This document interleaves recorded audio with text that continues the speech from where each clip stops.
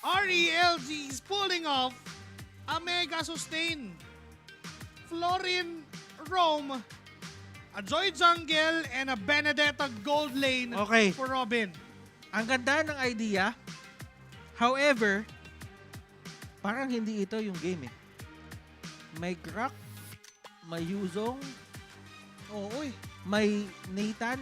Alam mo, yung Nathan para sa akin, masaya siya sa ganitong lineup eh. pasugod. Even though pasugod, yung second skill, yung second skill, yung kaya mo itulak, Oo. yung ultimate mo na kaya mo mag-reposition, it's all you need. May Grak ka sa harapan. And sometimes, yung mga ganitong klaseng hero, sabihin na lang natin si Bakats, ang daling i-force out yan with the Guardian's Barrier. Ikaw na nanonood sa bahay, ikaw na nanonood ngayon, type mo yung mga opinions mo dyan, i-enter mo, binabasa namin yan.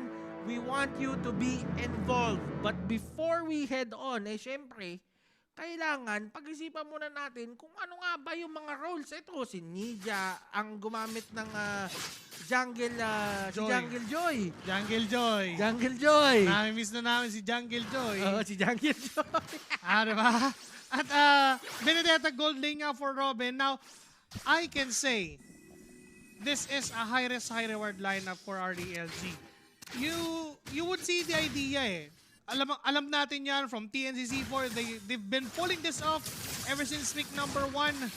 At ngayon, RELG yung mag-a-adapt ng lineup na yon. Forced yung flicker ni Ares.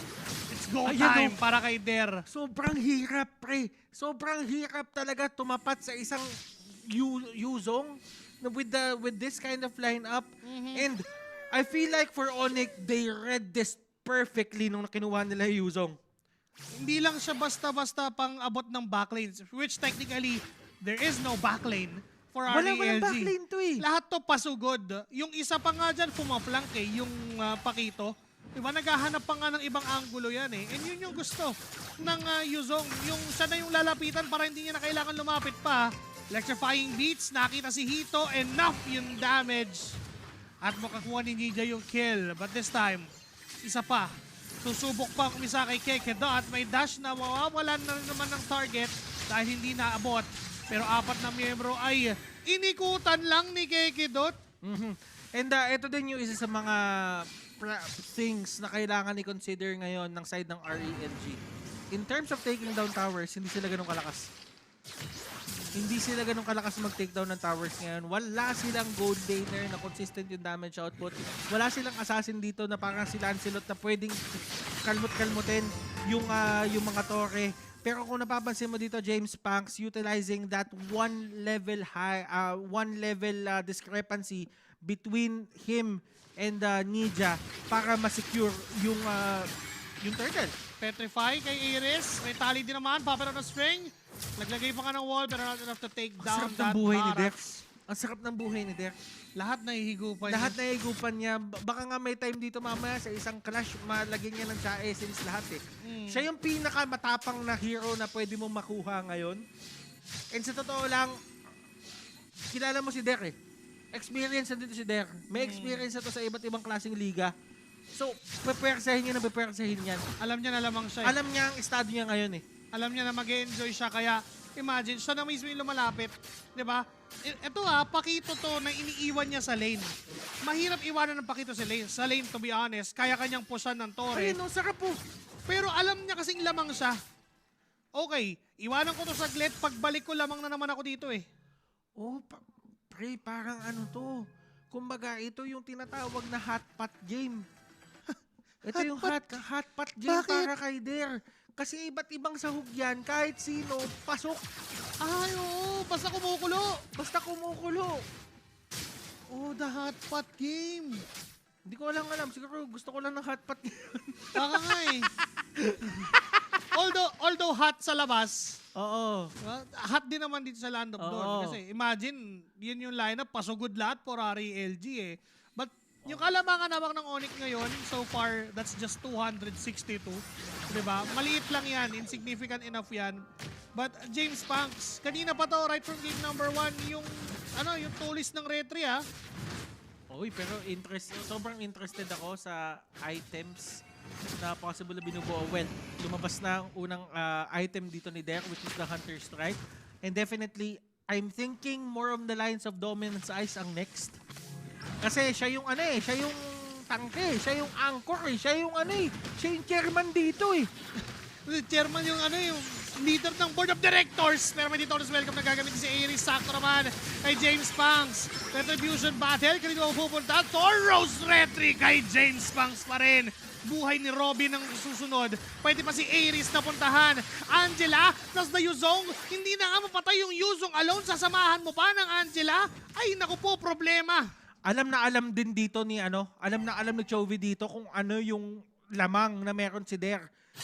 Hindi mo usually nakikita yun na si Der yung kakapitan nung nung Angela kasi kaya naman ni Der mag-isa pero para mapuwersa, para ma-press yung issue, ginagawa dito nila, si Der yung bibigyan. At tingnan mo si Der, hindi na nga siya bumubuo ng dominance sa agad Hindi niya na kailangan dumadamage. Dumadamage kasi kumbaga sabi niya, kaya ko naman mag-regen I'm the man. I am the myth. I am the legend. Akala ko daman himself din si Der Oo. Kumbaga si James Panks, the man with a million moves. Ito si the man, the myth, the legend. Daman damit the legend, man. Si Chovy talagang alalay Alalay ng hari Oh my goodness. And guys, we're not saying this because paborito namin si Der or anything. It's just the facts right now of this game. Literal, sobrang saya nila dito. And kung kayo ay naglalaro kayo ng MLBB at may nakita kayong ganitong lineup, you might want to try this out. Kasi talagang proven and tested, napakasaya. And yung precaution din na ginagawa ni Hito, alam niya kasi na siya yung pinaka-vulnerable for Onyx Arsenal sa ngayon. This is, ilang fighters to? 1, 2, 3, technically 3 fighters for RELG. At may pang-close ng gap. Diba? Yung precaution niya, nag-entropy siya ng malayo. Diba? Para lang kapag sinugod siya, pwede siyang lumayo. Pero James Pangs naman ng execution na hindi tatama doon kay Ali nakatakas ng bahagya. And si Kekedot, siya yung yung taga-simula ng basag ulo. Kapag nabanatan niya na, Siya yung eto na yun. Siya yung starter. Oo, siya yung starter. Pero naniniwala ka ba nagsisimula talaga ng away, hindi yung dalawang nag-aaway mismo? Sino? Yung dalawang sul-sul na nasa likod. Tama din naman. Yung sinusubukan nilang pag-awayin yung dalawa. Si Chovy, parang sabi niya, sige pre, kaya mo yan. Sige May pre, sanib ako. hawakan mo nga. Hawakan mo nga, pre. Hawakan mo nga sa tenga. Sige pre, pag nabanatan ka, may sanib ako. Yan, di ba? Pero kasi nakikita mo naman dito, Aries and James Pangs, sila Ninja, tinatry nila dito, pero umikot-ikot na naman. Wow! And merong kuha dito. May agaw. And that is going, si Der, medyo doon. Nagkaroon ng detour. Napunta siya doon sa may Yung passive kumagat. passive kumagat doon sa may James sa may Pangs! Uy, Tumatahi na naman si Mr. Man with a million moves. Doon sa likuran. Hindi niya mahuli. Hindi rin naman siya mahuli. Soren Tupak ay nakaramdam ng kaunting kalabit ng espada ni James Pangs. At makakatakas din, but a pause would be requested and pinatasan dito na bigyan ng sakit ng ulo si Hito. Sa'yo ang bola dapat dyan Sa'yo ang bola dapat dyan. And nakikita naman natin na Hito has been staying with these marksmen. Kahit sabihin natin yung mga creative picks na ginagawa ni Hito, nag-i-stay pa rin siya sa marksman role Talagang Pero yun pa rin. Yung creativity na meron dito ang side ng RELG, relegated, ito si Robin, for a fighter, a fighter assassin, if you will. Di ba? So ito na yung arts. Ito na yung arts. Ito na yung arts and subject. crafts. Arts and crafts na to, tsaka home economics. Pero nakikita mo naman doon si Ninja, sinubukan niya take down si Hito. Hito, dahil sa safety precautions na ginagawa niya kanina pa, he gets out of that. Ingat din talaga no? Alam niya rin kasi na siya lang. Na-mention natin to kanina na siya lang yung isang magandang target. Kung hindi man siya, si Chovy. Pero ang thing kasi kay Chovy kapag naka-Angela, ito yung Angela na mailap. Hindi mo to nakikita. Makikita mo man yan, hindi mo maaabot. And now, let us see. Ang maganda rin naman kasi dito sa side ng Onyx, meron sila pang abot doon sa Florin. Kaso nga yung Florin ngayon, hindi nga nila pinapansin masyado Oo Diba? Pag nakita nila yung Florin, wag yan. Iba lang. Hintayin mo yung papasok. Diba? Yun yung for the longest time, for 9 minutes, yun yung nangyayari. Look at James Panks. Disiplina no? Kung noon yan, pinalagay niya yung dalawa pero nakita niya, teka, parang mali Alis ako dito, clear lang ako minions. Nakikita naman natin na yung mga possible na pick-up points or mga possible na points, mga pressure points na puntahan doon ni James Panks, hindi na nila tinuloy. And Hito dito, finding success on securing another turret. Kahit sabihin natin dito na 0-2 siya, na hindi siya masyadong makagalaw, Si Chovy ginagawa niya yung trabaho niya Ay, alam ni Chovy, the game sense is kicking. Alam niya na nawawala yung Benedetta. Kaya yung precaution niya na pagbato ng love wave sa mga bushes for the vision, perfect counterplay on that. May split push ngayon si Robin sa top lane. The other members are trying to vision out this Lord kung sisimulan ng Onyx Arsenals. Pero hindi Yun nga yung point mag-vision ka kung sisimulan. Paano pag di sinimulan? At ngayon, nakikita natin dito si Der is trying to point or to pick his nose dito sa ating Lord James Panks. Allen? Dito na ang level nila. This is level 14 versus level 14. Dalawang jungler natin. Sino makakuha nito? Si James Panks pa rin mapupunta. Pero dito unas welcome para kainin siya. Kaso nga lang mapapalayo din naman. Mismong Barats pa yung umalis. Hito! Si Robin ay tinarget si Hito. This could be it. Pwedeng ito yung maging counterplay. Dalawa na ang wala for Onyx Arsenals. Pero ngayon si Elise ay tutumba na rin naman. Phantom Execution. Robin low on HP. Hinabol ni James Panks ng Phantom Execution. Ito Torn Rose. Kaso nga lang nandun yung counter. 3-man down for Onyx Arsenals. Kapalit ng dalawa for RELG. Pero Lord still ay nasa Onyx. Kekedot, tatlo yung nasa harap niya. Electrifying beats na kumukhang di na kailangan pa. Pero Flicker ay gagamitin niya para makatakas. Successful naman siya doon. Unang-una nakikita natin dito in terms of instant replay ay natumba na din ng mga members dito ng side ng RELG. Etong si Der. Pero another problem just arise. Kumbaga parang may dumating na bagong problema. And it's James Panks. Nakikita natin yung damage niya. Kahit sabihin natin mga ano pa kayo, mga makukunat pa kayo, may mga heal pa kayo.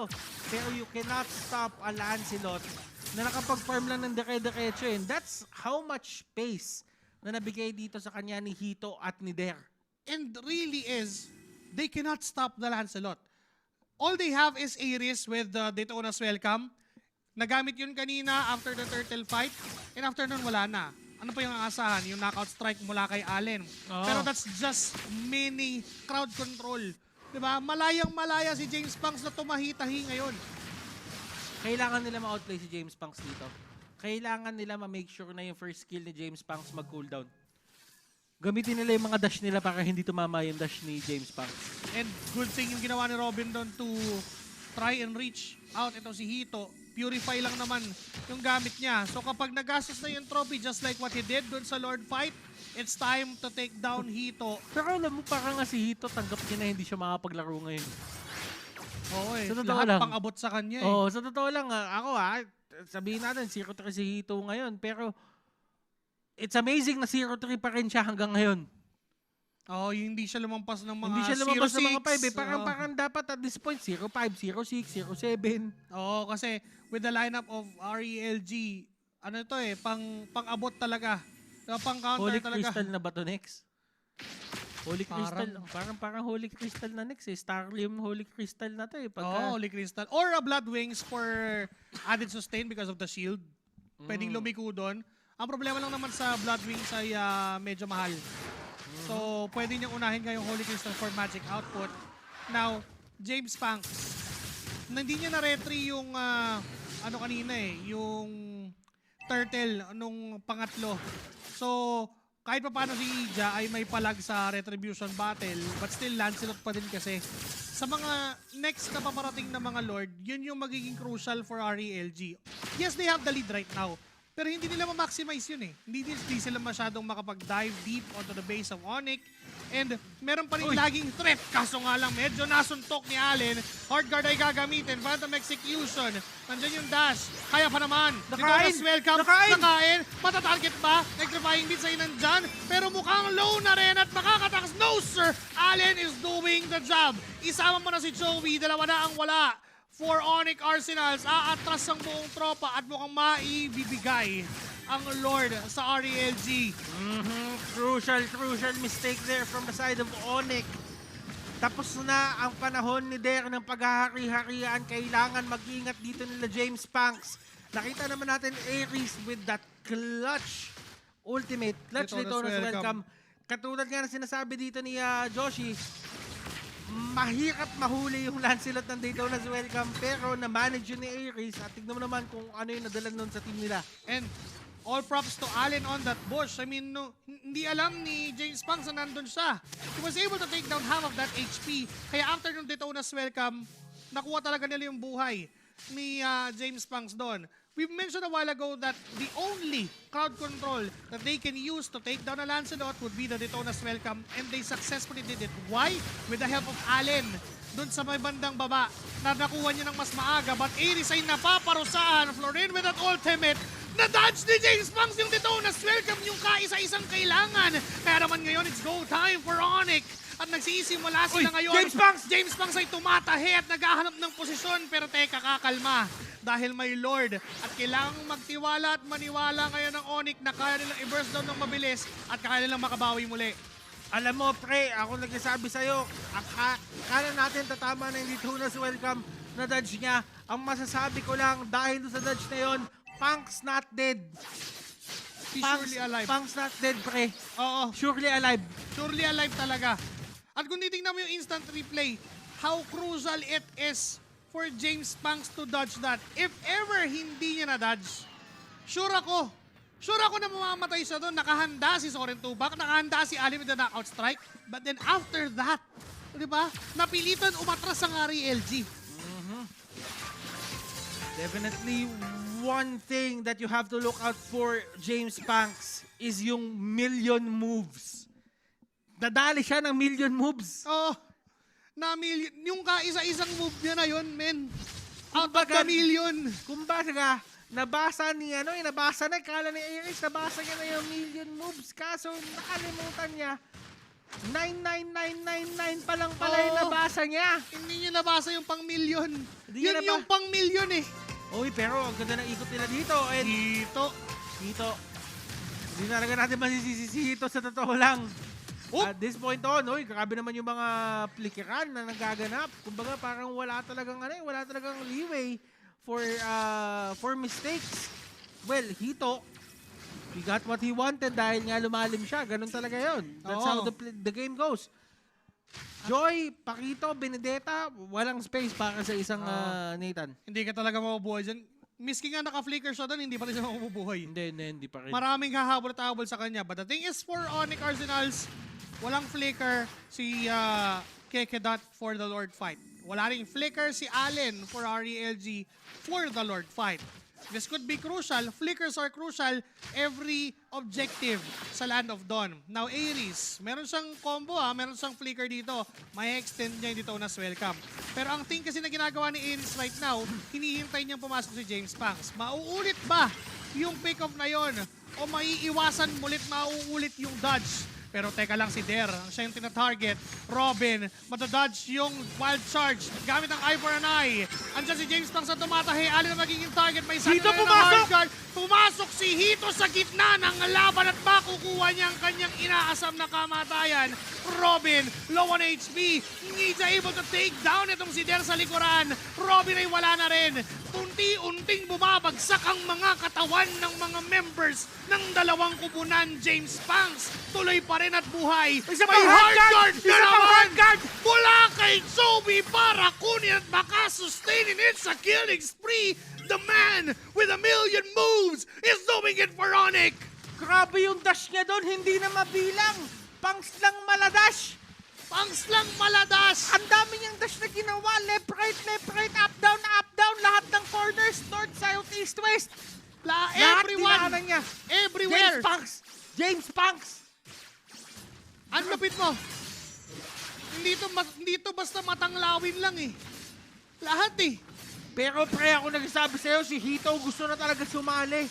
Ang nangyari pre, si Hito pumasok sa gitna. Pumasok sa 5, ayun. Sabi niya, kaya ko na to pre. Little did he know na hindi pa niya kaya Hindi talaga. niya pa kaya. Kailangan pa ni Hito ng onting alalay. At tumapang si Hito doon. Siguro nadala lang din. May mga call kasi na. Taka na pre, ito na. Ito na to. Ito na to. Ganyan na yung mga call yan eh. Oo, hindi na, ano na to eh. Parang wala na yung, wag ka muna papasok ito. Wala na yung ganun eh. Kailangan ni Hito yung timing. Kailangan ni Hito ng onting space. Although nakikita natin James Banks na nagagawa niya yung mga bagay na to ngayon, there will come a time na kailangan nila si Hito and Hito needs to perform. Yung mga panahon na yon, Robin goes down. Dito yung hard guard. Masyado nang maaga to. Pero good thing naman na nakuha nila si Robin doon sa laban na yon. But again, Onyx Arsenals, tuloy-tuloy lang sa pagkatok at pagpasok sa base ng RELG. Lord ay healthy pa. Aris, napipilitan siyang mangaray doon sa damage na binibigay. And Ninja is down. Pero may nahuli ng dito. Welcome doon sa may bandalikuran. Enough ba yung damage? No, sir. Aris, immortality pa. Pero ang ibang tropa ng Onyx sa base nakatingin. 2-0 for Onyx Arsenals. Akala nila si Hito ang magdadala